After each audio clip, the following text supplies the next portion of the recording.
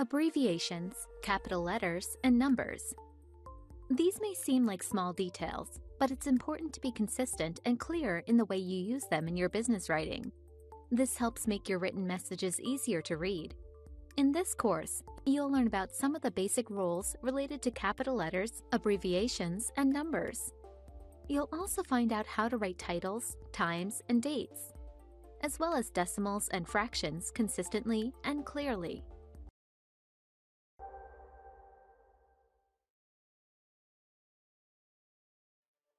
FYI, ASAP, etc. These are examples of well-known abbreviations, which are simply shortened forms of words or phrases and are used to save time and space when used frequently in a document.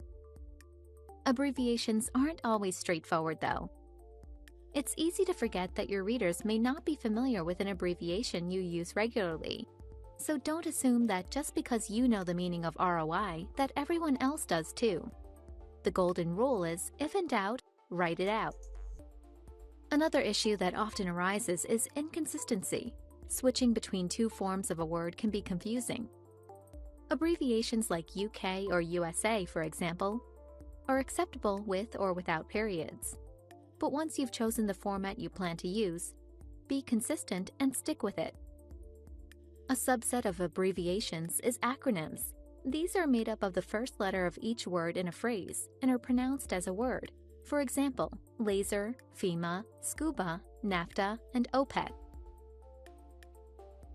Another subset is initialisms, which are made up of first letters of words in a phrase, but are said as each letter. USA and FYI are examples of these. Consider some general rules to help you use abbreviations correctly in your writing. One rule is whether to use periods or not. It's commonly accepted that for abbreviations that consist entirely of capital letters, like EEOC and ABI, you don't include periods. But if an abbreviation consists of the first part of a word, as in the abbreviation for Wednesday, WED, then a period is generally included after the abbreviation. What about using capital versus lowercase letters? Which type you use can depend on how the abbreviation is used. Noun forms are usually uppercase, as in CEO, whereas adverbial forms typically take lowercase, like RPM for revolutions per minute.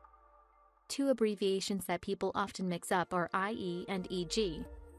The first, IE, means that is, or in other words, and is used to specify or clarify. An EG means for example and is typically used in expressions that would use the word including. Another guideline is to determine when to use a or an with an abbreviation. This depends on whether the abbreviation starts with a consonant or vowel sound. For example, you'd say a NATO agreement, but an NBC representative.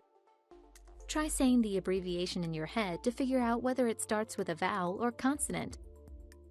These rules and others like them help you with clarity and order in your writing.